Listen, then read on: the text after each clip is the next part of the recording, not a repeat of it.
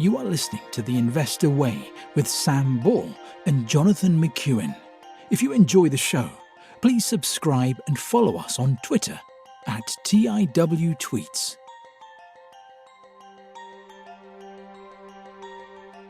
Hello, welcome back to The Investor Way. I'm Sam Ball with my co-host Jonathan McEwen. This week we are going to talk about Associated British Foods, Redrow, Trainline and also Fevertree. So, do you want to start with Associated British Foods, John? Sounds good, Sam. What's happened this week? This week, Associated British Foods issued an update ahead of their financial results. So their year end was the 12th of September. So they've just given us an update telling us what to expect in the fourth quarter. And just tell us a bit about what the company is and its constituents. Sure. So Associated British Foods is probably one of the most well-known companies in the UK that you've never heard of. So they've got 5 different divisions. They've got the grocery division. I think they're the UK's largest sugar manufacturer. They've got an agriculture division, an ingredients division, and retail. So some of the brands that are owned by them that you might recognise are Jordan's, Kingsmill Bread, Patak's, Silver Spoon Sugar, Ryvita, and Primark. Right, so I've heard of the last one. The rest, I had no idea were owned by Associated British Foods. So how's that what's the percentage and the proportion of those in relation to the revenues?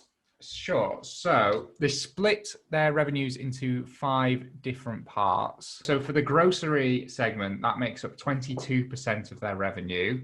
Mm-hmm. Sugar makes up 10%. Agriculture makes up 9%. Ingredients, which is mainly yeast and bakery, makes up another 10%. And then 49% of the revenue comes from Primark. Okay, so approximately half of it is from Primark then? Yes.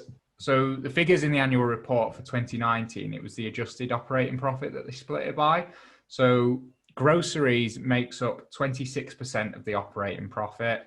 Sugar made up 2% in 2019, although that's basically a commodity. So really that's going to go up and down with the price of sugar. Mm-hmm. Agriculture made up 3% of profit and yeast and bakery made up 9% of profit. So the other 61% came from Primark. Okay. So it's Primark, it's heavier on the retail side then?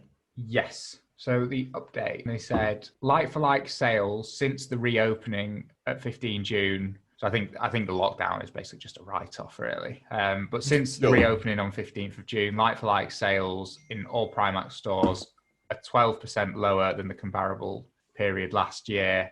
They then went on to say in Europe, like-for-like sales for Primark are going to be 17% lower than last year, and in the US, 9% lower. There was an upgrade for the operating profit, so they expect that to be at the top end of the 300 to 350 million range, and that's compared to 913 million of operating profit last year. So you're probably looking at operating profits down by about 60%. But still profitable for the year. So I guess that's pretty good given the circumstances. They said the pandemic has been challenging for Primark, but there's been strong performance from the food side. So I guess that is where you see the benefits of diversification for a business like that. No, that's right. And I suppose they've got defensive qualities to that. Yes. So they said grocery revenue is going to be ahead of last year. And operating profit in that division will be significantly ahead. The ingredients division is also doing a lot better. And sugar is doing well in agriculture due to a strong recovery in EU sugar prices. I think if it was just Primark alone, it'd probably be a lot worse. But I think given they're still profitable, it's probably quite a good year given the circumstances. How's the share price reacted? It's not really moved that much. It's at about £19 a share at the minute. The 52-week high is £27 and the 52-week low is £15. Based on last year's figures, it's trading at a PE of just 14 and a market cap of 15 billion. And given that most of the revenue is still coming from Primark, what's your take on that? So I guess they are very much depending on people coming into the store. As you'll know with a Primark store, it's basically the lowest cost operator. But it has done well in recent years and it is growing.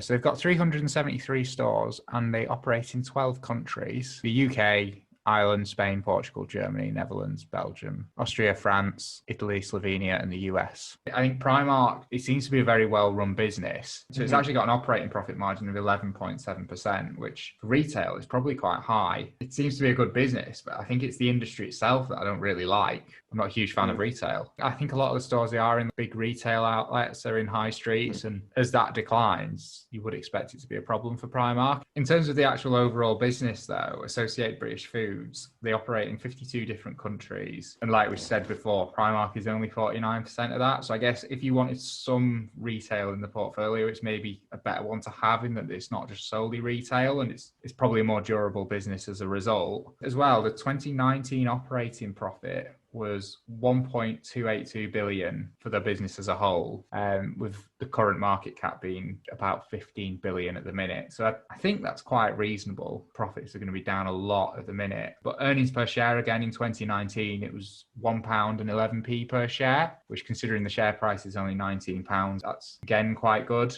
And the dividend was 46p per share in 2019. So what's that yielding at then? So it's about 2.4%. That's a historic yield. Okay, so Sam, is this one you'll be buying at the moment? No, it's a funny one. It's always been on the watch list. And I think in terms of historical levels, it is quite cheap. So even if you look 5 years ago, I think it hit about £35 a share. It's at 19 now, and it's been as low as 15. I think it is a very good business. I just don't like retail. That's my issue. I think if I did want exposure to retail, I probably would go with Associated British Foods.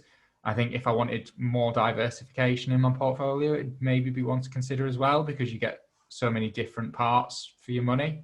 But yeah, it's not something I'd be interested in at the minute. And yeah, it's the Primark bit for me, because that's the main driver, and I don't like retail.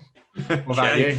Well, probably not for one for me at the moment, but I'd certainly put it on the watch list. And to be honest, I think it's more of a business where it matches more, I'd say, of the stocks in your portfolio than mine. In that it's a very high quality business with a lot of high quality brands. Sure. I mean, in my own portfolio, I've got a fair bit of exposure to defensive consumer goods in the form of Unilever and Reckitt Benckiser.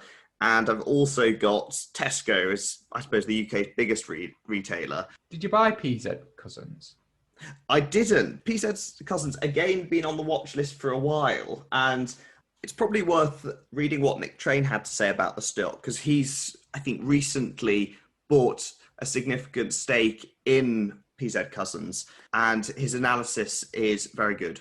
Okay, so next up, I wanted to talk about the house builder Redrow. Okay, so what's happened this week? Redrow have issued their final results for the year ended 28 June 2020. So the main things that were interesting were revenue for the year was down 37%. Profit before tax was down 66%, which they mainly put down to COVID-19, but they also said there was some impairments to do with the scaling back of the London business. And that pretty much translated straight down to earnings per share, which was down 64%. They did point out they've now got a record order book, and they said trading's been encouraging since the start of the financial new year, with reservations 12% ahead of the previous year. For anyone who doesn't know, Redrow's a house builder. So they've got a market cap of 1.46 billion and currently trading at a PE ratio of 13. That's potentially slightly more expensive than quite a lot of the house builds at the moment.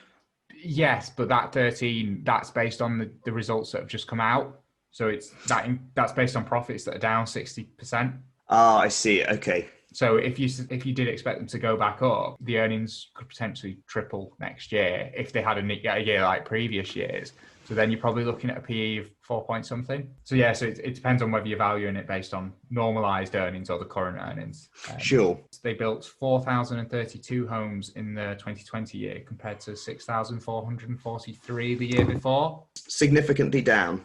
Yes, but they were still profitable. And I've seen that they did claim the furlough cash whilst they were closed, and they've actually returned that. Well, that's good.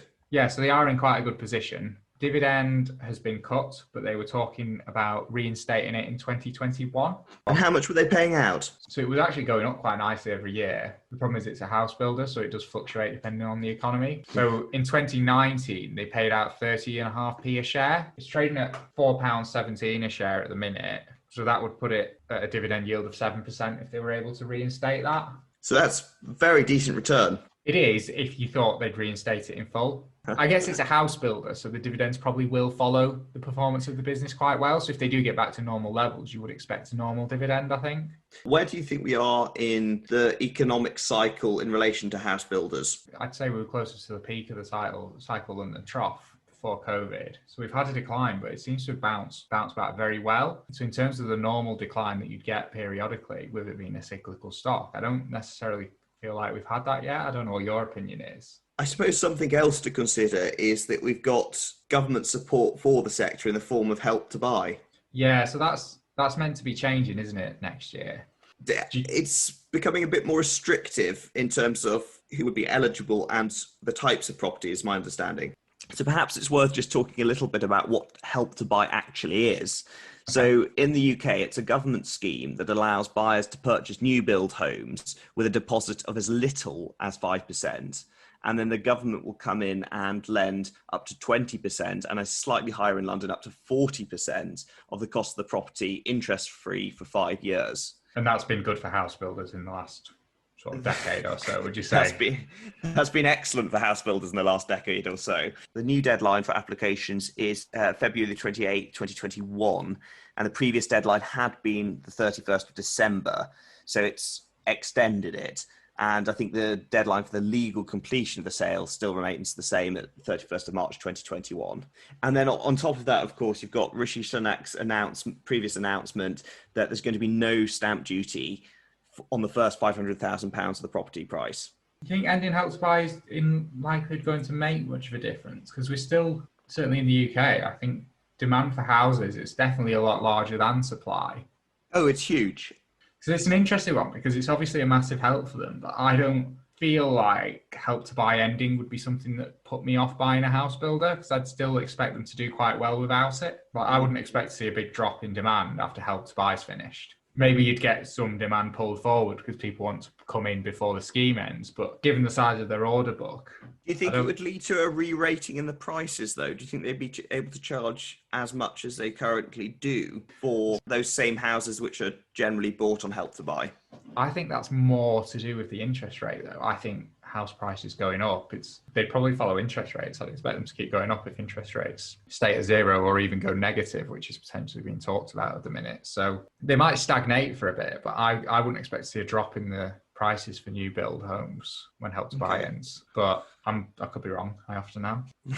Okay. So the only other thing that I think was worth mentioning on it is they did have a strong balance sheet, net assets of 1.66 billion, which includes 2.5 billion of inventory. That shouldn't be an issue because of the size of the order book. They did have a low amount of cash at the year end, but I don't really see how that's a problem given how strong the balance sheet is and the fact that they are profitable. If they did need to access cash for any reason, it wouldn't be an issue, but I suspect they don't. Because that's what Taylor Wimpey's done more recently. I think they've done a fairly sizable capital raise, which, as a Taylor Wimpey shareholder, I wasn't too happy about. But I think that was for more aggressive purchasing of land at the cheap prices that we've seen in the last few months. So were you diluted as a result of that capital? I was diluted as a result. Oh, right. Yeah, so that's not very good at all. So the equity raise was about 510 million. What's the market cap? The market cap is about 4 billion.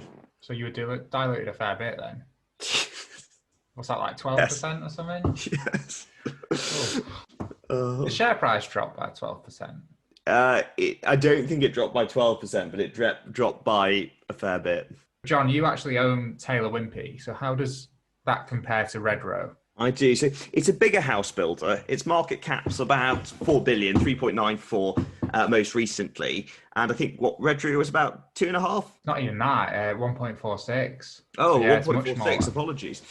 And the share price, oh gosh, it's been fluctuating a lot. So I think in January, we thought we got through the turbulent times of Brexit and the election. And I think it was about, oh gosh, it was about sort of £2.30 back in January, and we're now hovering around £1 a share.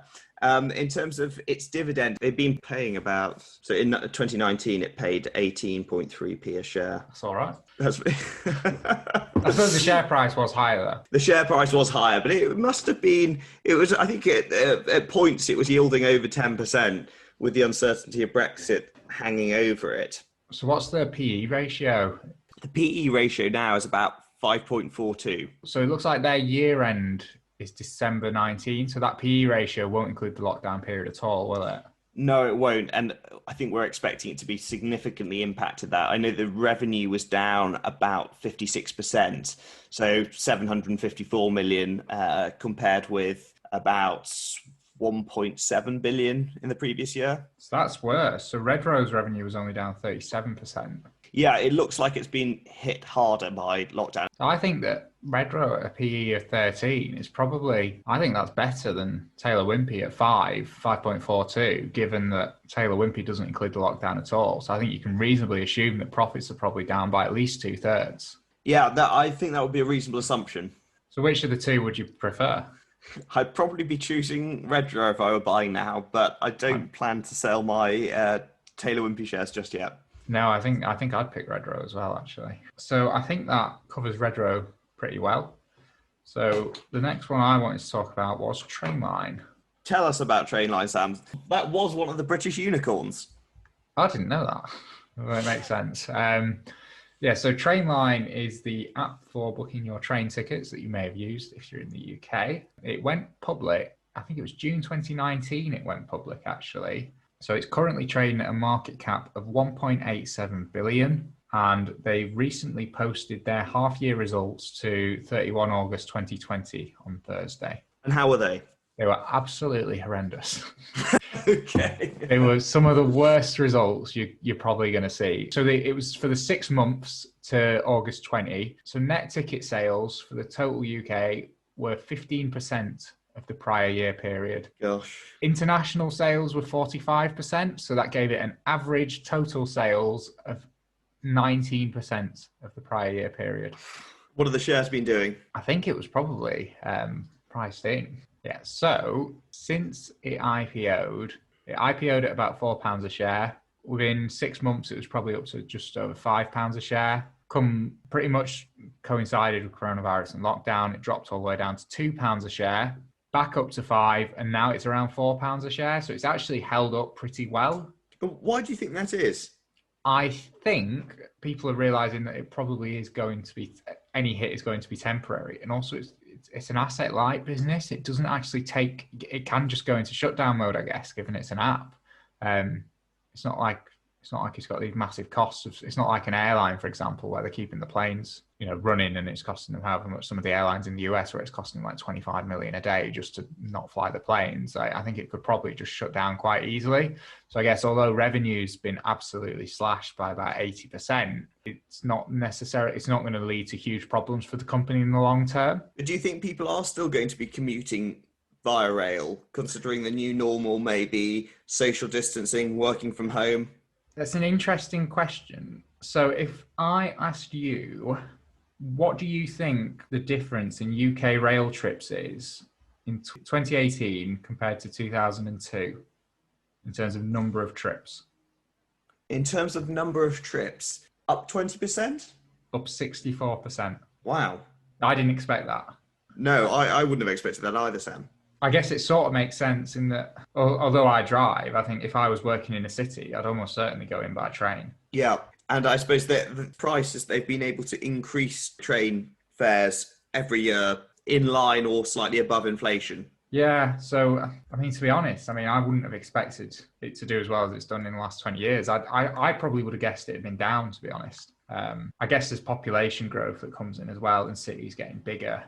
I think long term, there might even be more trains as long as it's not too expensive. Just because a lot of roads, especially in city centres, it's just a nightmare to drive in them and congestion. So as long as the price is right, I think people will continue to use trains. Okay. And with Trainline, do they get a commission on every ticket that's sold through the app? Yes, they do. So it looks like based on I think the commission's about 7 or 8% or something like that. Just 1 second, I'll have a look. It'll be in the annual report.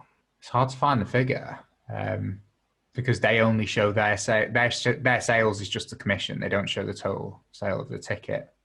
I see. Okay. It's just the way the accounting rules work. 2019 financial year, they got a commission on average of, so it was about 6.5%. It's their average commission. So yeah, so they just take a cut of the ticket when you buy through the app. Okay. So that includes international, UK consumer, and UK business. So it's gonna differ for each one. I suspect for the consumer, it's probably a bit higher. That's what I'd probably guess. Yeah, and from what I can see as well, they're still getting a decent commission on top of season tickets. Oh, are they? Oh. Yeah, so apparently it's lower, but it's about 2%. So on a £4,000 season ticket, that's about £80. Yeah, that's all right. Yeah, so based on the half-year results, I think really trying to value the business based on 2020 performance, it's just a bit of a write-off. You can't really do that because it's revenue's down 80% and it's not really a reflection of the business. So if you use the 2019 full-year results, which is the first full year actually since they went public, revenue was up 24% to 261 million. Okay. That gives it a price to sales ratio of 7.2 based on the 2019 sales, which I think for a business that's growing 24% a year, that's pretty reasonable. The operating free cash flow for 2019 was 59 million. So given the market cap's only 1.87 billion and it's still in very high growth mode, again, that's quite good. Very good. And it's not just limited to the UK. No, so they actually operate in 45 countries in Europe and Asia. Wow. I didn't expect that. Are most of the profits still coming from the UK? Yes, it is primarily UK. So of the total group net ticket sales for 2019 of 3.194 million, only 348,514 were international. So yes, it's probably about 85% UK at the minute. Okay, so it's UK heavy, but it's got potential to grow more in those other markets. I think so, yeah. So it actually operates. So there's Trainline, which you use for trains, but they also do the same thing for coach companies. So it is slightly diversified. It isn't just trains. And I noticed that the new chief, well, not the new chief executive, but the current chief executive, who's been in place for the last 5 years or so, has recently sold quite a lot of her shares. I did see that. So she's sold at 800,000, about over £3 million. Yeah, I mean, it's difficult because insiders, they can sell for lots of reasons, whereas they only buy for one. I think she's got a lot of her wealth tied up in that, and it's IPO'd only in the last year or so, and her lockup's just expired. I think you would expect to see some selling. Yeah, I don't. And my understanding is she's got over £50 million of Trainline shares. Yeah, so she's still heavily invested in the business. Yes. So yeah, I'm not too worried. Like I said, I think people sell for lots of reasons. They generally only buy for one, so I wouldn't really take much notice of selling. Yeah, that's a fair point. Are there any competitors to Trainline? I mean, I'd imagine in the overseas they probably have their own equivalent apps. In the UK, I don't know of anywhere. I guess there's general price comparison websites. Like that. You don't see those so much for train tickets, though. I've only ever used Trainline, and the app is very slick. That's what I was going to say. When I need a train ticket now, I just go straight to Trainline. I think you pay, is it £1 a booking? It's something fairly small, but it can be significant if the train fare is only £6 or £7. I think it's even lower. I think it might be like 50p. It's 50p. Because I don't actually know. Yeah, so another thing is, in 2019, only 39% of rail and coach tickets were purchased online, compared to 86% for air travel. Wow, that's smaller than I expected. I expected it to be higher than 39%, because I think certainly millennial generation, everything's done through the app. I wonder if it's a lot of like the older people that go in for coach trips. Tickets still, yeah. They want to see someone in the ticket office.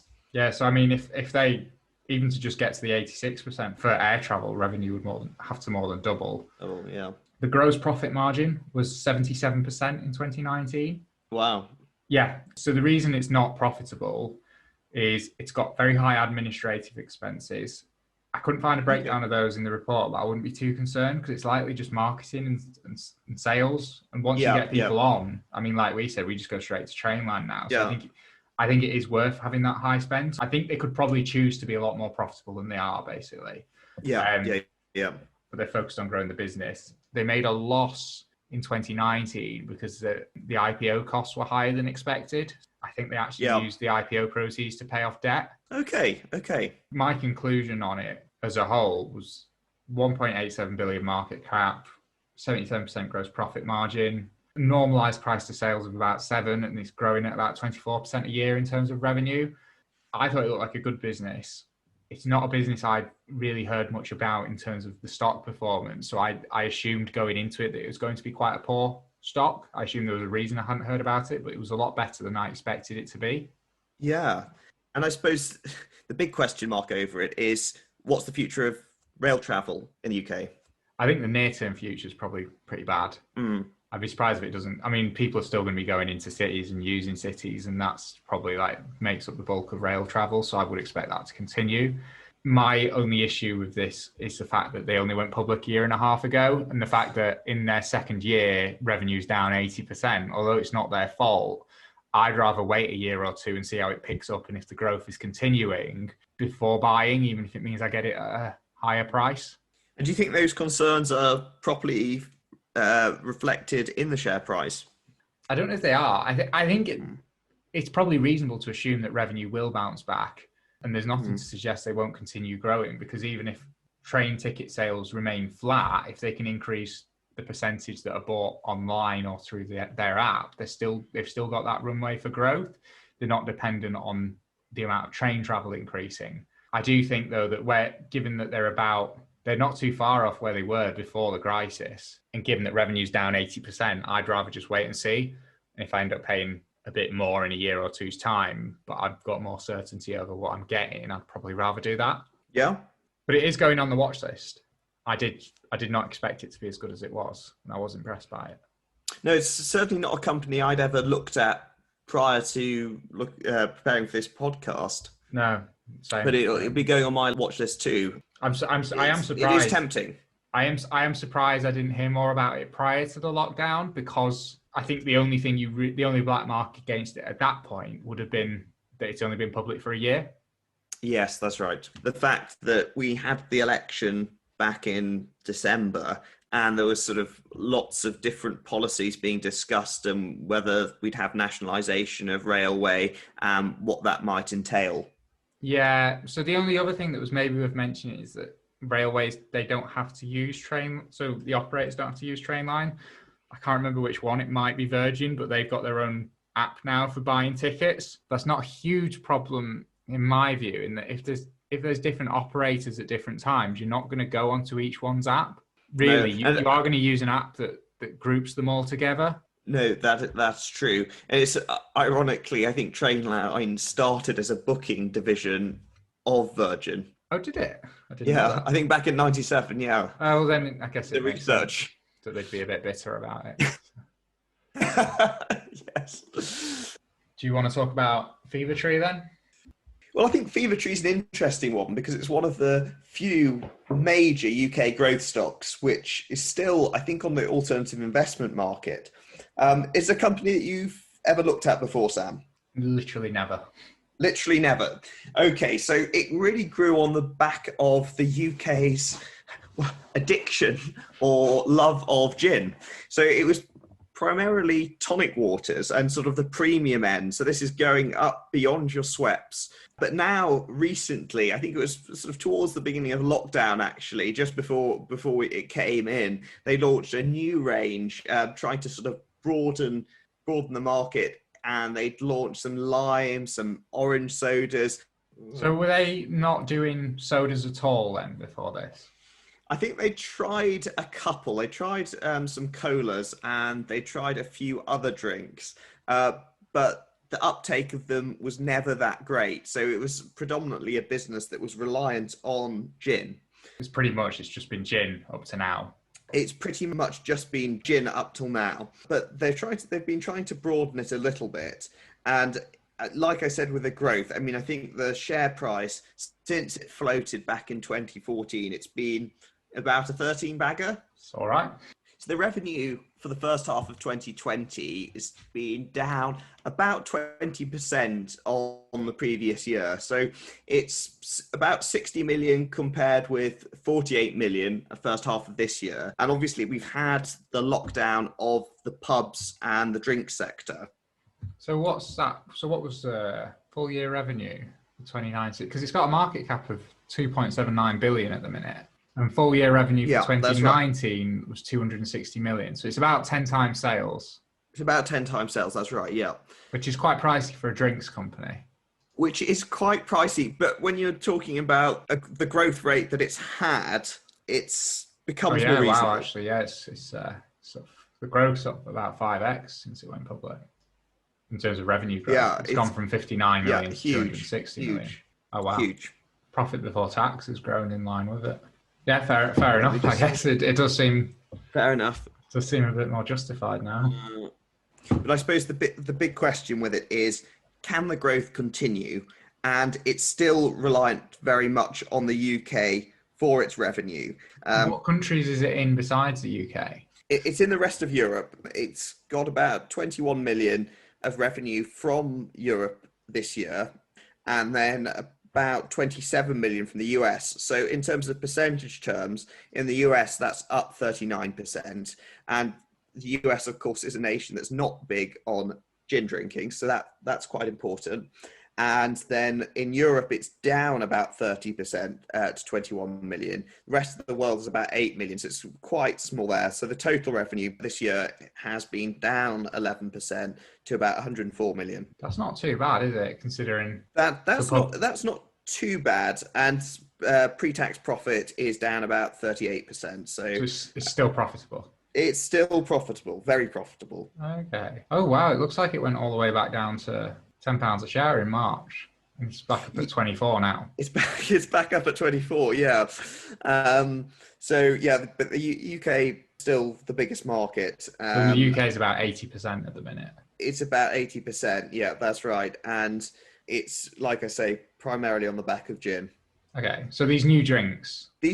So I suppose it's broadening it a bit. So they could potentially be other mixes for different spirits, and or just drunk on their own. Okay.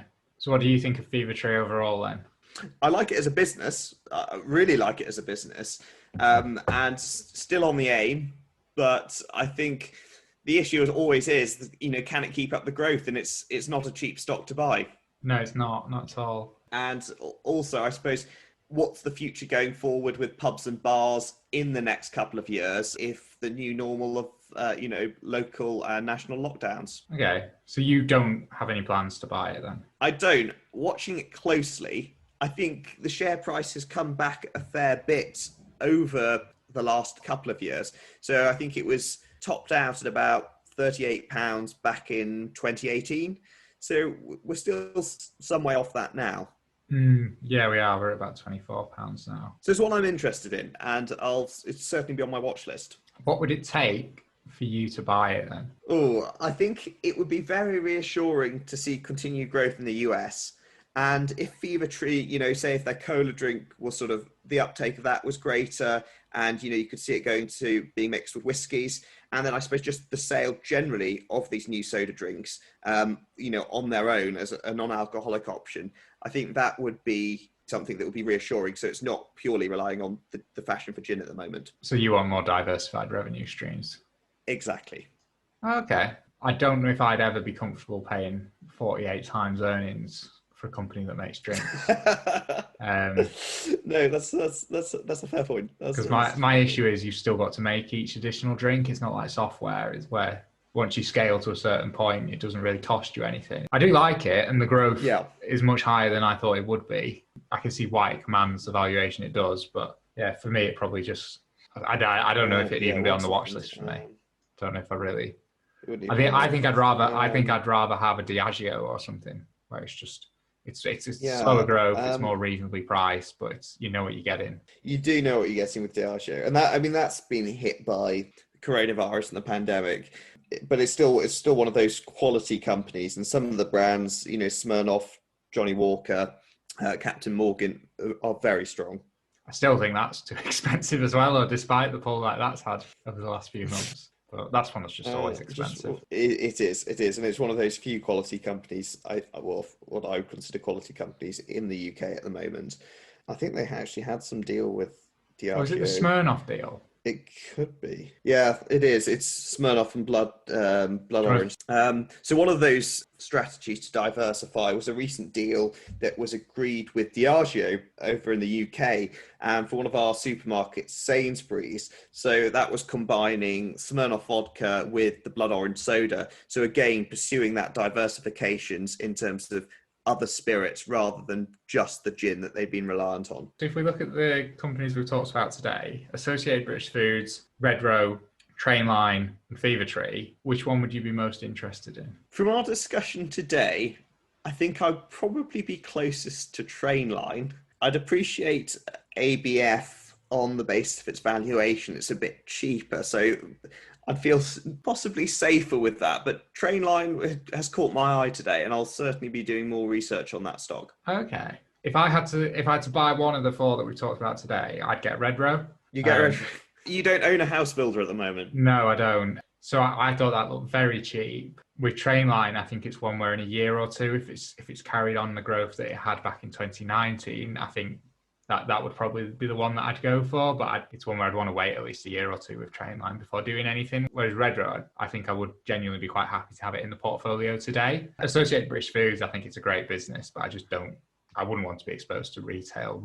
Fevertree, I like it, but I see the appeal, but it's just not for me, I don't think.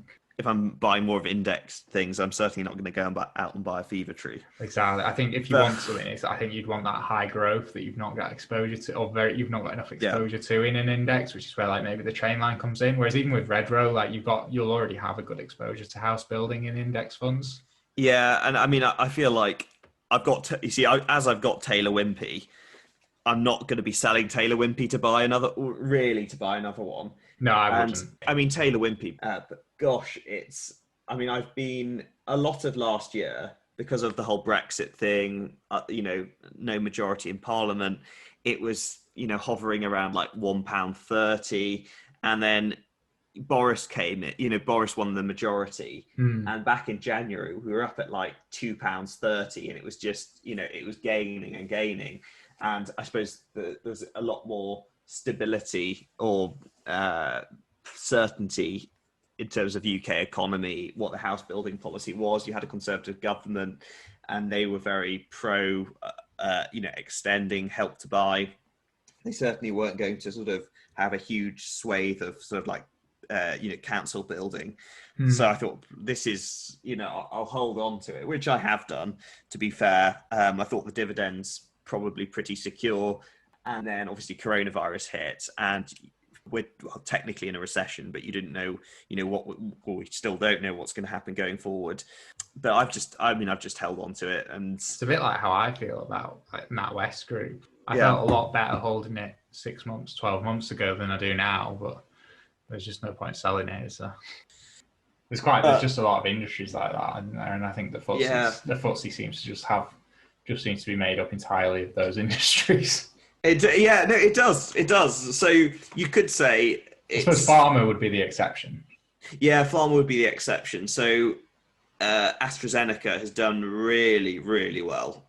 I think Pfizer came in they came in 2014 maybe, and they offered like 40 billion for it, and it was rejected, I think, by the shareholders. But it was a massive premium, because it might have, well, not massive, but they were maybe paying, it was maybe £30 a share back then.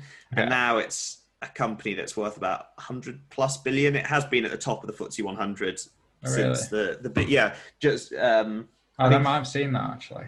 I think Astra and Unilever have been the ones that have been at the top of it since Shell and BP and HSBC have been hit pretty bad. So yeah, I think that's everything for this week, unless there's anything else you want to talk about, John.